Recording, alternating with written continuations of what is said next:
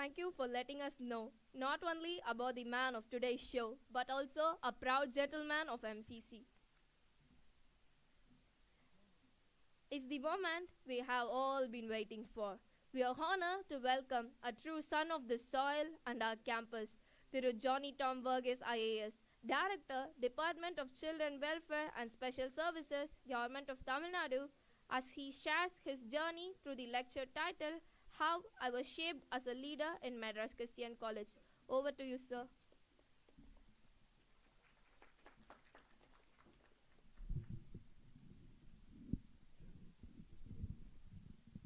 Am I audible at the back? Yeah.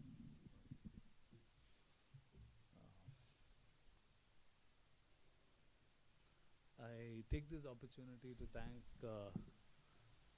the principal, Madras Christian College, Professor Annal, Professor Elango, and all the other faculty of this esteemed college, my own alma mater. I thank all of you, especially this institution and the IAS coaching, institute that is slowly building its way up. I thank all of you to be present here. I asked Annal ma'am, இவரையெல்லாம் force பண்ணி கூட்டிட்டு வந்ததா? You guys here willingly was my first question, because I don't think I would have made it here, on if I saw a poster saying, all that was said on the poster. But it's great to see you. I would like to know how many of you are from your first year. All right, most of you. Second year? Third? Yeah, no. Third. And from halls? Okay, that's a good crowd from the halls. Like, I was asked to talk about leadership, the lessons that I learned from MCC, and it's a true fact that many of the skills or many of the personality traits that I have is from MCC. Mostly because our class timing is from 8:30 to 1:30, and you don't really have to do anything. You don't have much to do after that. So what you do eventually is talk to people, interpersonal relationship. You'll be walking around the campus with people. You'll be sitting in the gutters. I don't know if all that's allowed even now. And you will be meeting people and going through experiences in life whereby you become an excellent people's person, or or you get certain skills that are required to manage people. So this, I think, I'm indebted to MCC. There are a lot of other things that I learned from the halls that were important for me for my later life. So I have just, what I will do is I will go through some of these things which I was able to note down. Standing here today, it really feels surreal. Back then, when I sat where you guys are, it was half listening to the speaker, half wondering if the lemon juice in the mess would be ready and I could go for it, and also happily texting away. So in our times, we had button phones. You guys used smartphones. The good thing about button phones is, once you are used to the buttons, you don't have to look at the phone anymore. So you'll be looking at the teacher while happily texting away to whoever you want to. So that privilege you don't have. I have tried it with smartphones. It is not possible. MCC is like a buffet. You come here for a degree, but you leave with a lot of stories. You have your friends, the late nights, the bad haircuts, the bad decisions, and the occasional life lesson disguised as an accident. That's what happens in MCC. So when I joined here in MCC, I was fully prepared for a particular career path. I thought that I had it all figured. I walked in with a plan. And then one day, probably when I was in third year, I realized that this is not what I want. Which essentially meant that I have to start from scratch. You don't have a plan anymore, and then you walk into a situation of chaos, and that's when you learn the art of dealing with chaos, dealing with confusion, and slowly finding your way out. You later realize in life that this is the story of life. Not everything is handed to you as what you planned it for. So what MCC taught me is that it is all right to experiment, provided you have thought it through.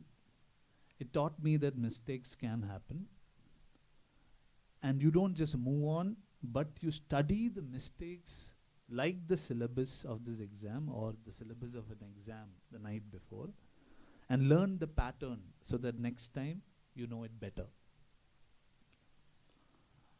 Back then, all of us sitting here have come from schools. Back then, my definition of leadership was simple. You either choose it or someone chooses you. So if you're in a school, you will be made the leader or you will be asked to take up a leadership position. So I always thought that it is like a medal pinned on you. So when the elections for the Bishop Heber General Secretary came up, I'm sure that some of you have stood for elections, have you? Good. So when the general elections came up for the General Secretary, I said, why not? I would put my name in. So I am one candidate. And then another candidate was a good friend of mine who was called Karma from Bhutan. So he was a very organized guy.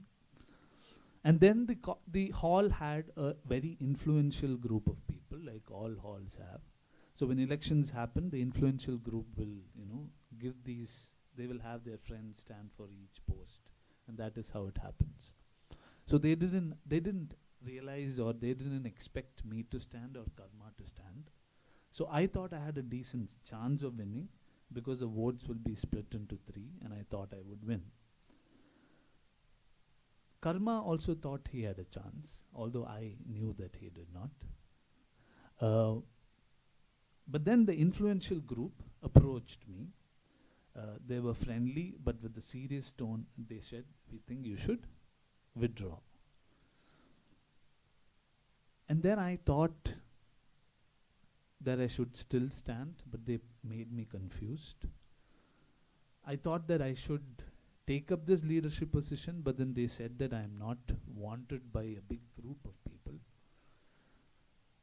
The approval-seeking, peace-loving person that I was, I decided to step out because I thought I started to make reasons why I should not take up a leadership position.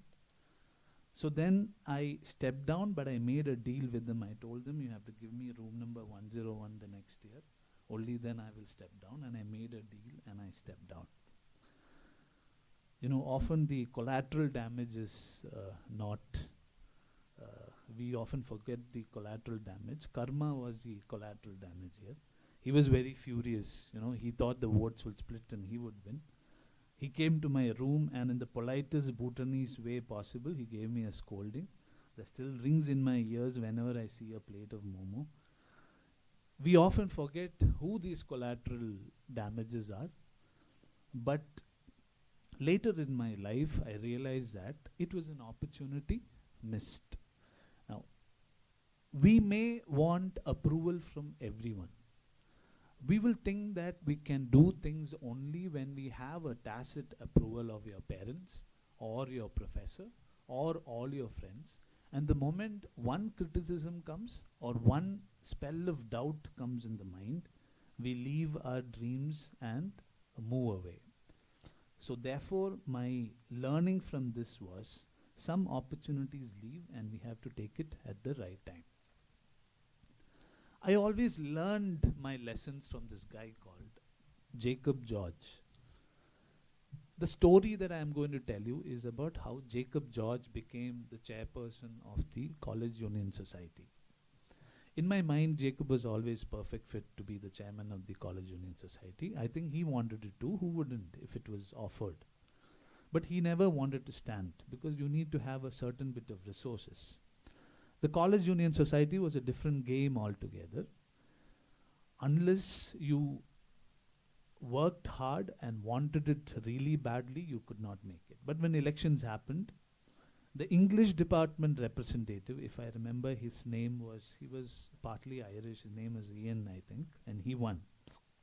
Nobody expected him to win. This was a setback for the other camp. It was a major upset.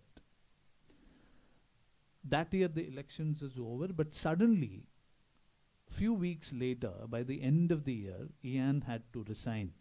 We never knew the official reason. But you know how college gossip works. The stories travel faster than the truth. It was said that Ian was threatened and he had to resign. So that was my first introduction to real politics. Now the next academic year began and the college did not have a college union chairman. No chairperson because the college was over, as in the college had started. And the interest for chairperson was very low. Takers were few. And Jacob was unanimously chosen. That's when I learned something important. Sometimes you have to wait. If you do the small things well and your intention to lead is genuine, life will eventually bring the right moment to you. And when it does, you step in. I still remember the College Union Society inauguration. The tradition of the College Union Society is that the cabinet, they have to wear suit. It's still followed, I think. But I remember that Jacob walked in like his usual self. He was wearing a rubber slipper. He had an untucked cotton shirt over cotton trousers and the bag slung over his shoulder. And it was very surprising to see that. Maybe it wasn't aspirational for everyone, but Jacob clearly believed that to do the job well, he had to be himself. He was confident in a way that he could do things by being himself, and that day it taught me that while style might impress, authenticity inspires. Later in life that I learned that Jacob could do it because we all knew him and we all knew his capability. So please don't ever try this in a personal interview that you'll have in the future. You always have to show that you mean business and they don't know you, so you will have to do it carefully. I'm going to tell you about the year of the Deepwoods installation, as in the Deepwoods would happen, and every year the Anderson Hall would have a art installation. Now I have been doing the outdoor stages and the pond painting, etc. for the Heber Hall, every Heber Hall day and the Octavia. But that year, for some reason, I still don't understand, the College Union Society asked me to do the official installation of art for Deepwoods at the Anderson Hall. I still don't know why they asked me. One lesson that I thought is that if you're consistent with smaller tasks again, people remember you for the bigger ones. So I thought I couldn't do it myself. So my first thought was, where are the people who are better than me? So I went to people like Abhilash, Emil, Titi, who were better artists, and friends like Matthew Lewis and Alex, they joined in. Together we made something that we are all proud of. What I understood is that when you're in a leadership position or when you're in a certain system, you don't have to do things alone. Leadership is also knowing what is needed, who is needed, and how to make the team flourish, and not just you. The theme that we installed that year, it was called The Prisoner to Traditions. It was a man who had wings, and he was stuck or chained on to two pillars. What we tried to say that, or when we made it, we thought we were saying that the college was stuck to certain traditions and we are capable of flying, but we are not. I don't know how the college allowed us to put it up there. So 4 days of sculpture we had to do, And on the fourth day after finishing it, I remember that I collapsed. At the inauguration, only Matthew Lewis, who was a friend, was around when the principal and the guests came to see the installation. So Matthew didn't know what exactly it was, and he was asked to explain what it was, and he looked at the sculpture and he said, "The college is breaking the chains and it is flying high, and we are all proud of the way the college is flying high." So he smiled and he explained and he charmed everyone, and we somehow avoided any trouble. Which is funny because this was never the intended message, but that is also what leadership is. It is adapting to the story of the moment.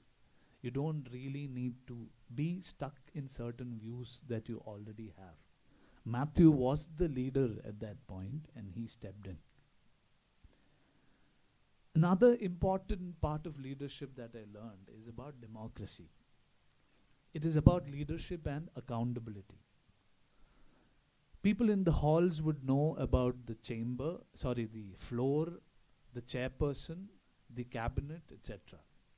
We always start speaking during the floor, the GB, the General Body meeting, by saying chairman and members of the floor. The introduction to democracy and leadership was always being put to question is an idea that stuck to my head.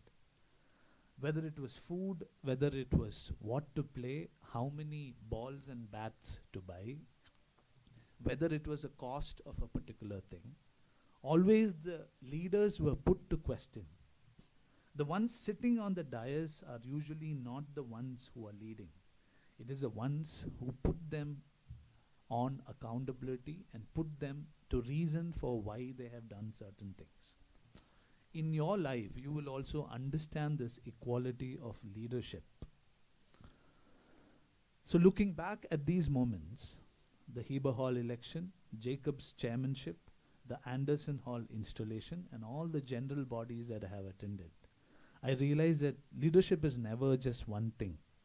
Sometimes it's standing your ground, sometimes it's waiting for your moment, and sometimes it's knowing when to let others shine.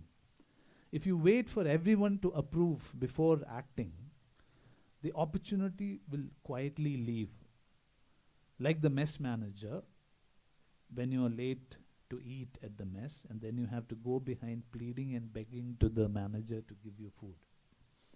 So here's what I want to leave with you.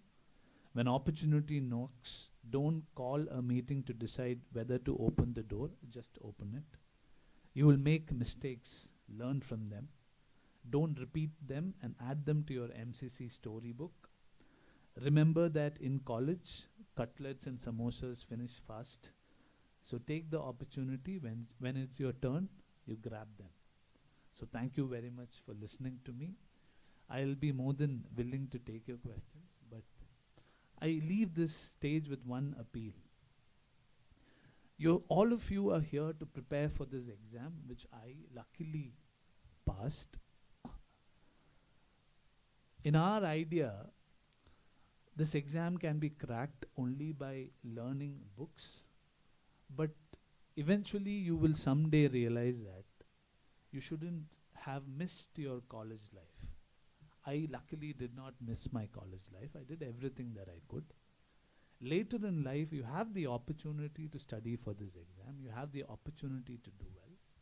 But the lessons that you learn now by experimenting, by talking, meeting, interacting, and learning from your fellows and your teachers and the situation around and the politics of the college and the environment of the college and the little and the big things that happen in the college will eventually help you. So it is not just learning from your books, but learning from others, learning by asking, learning from what you watch and see, which will eventually help you to clear this exam. So my appeal is for you is to enjoy your college days, have fun so that you have a lot of memories to remember at a later point of time. Thank you very much.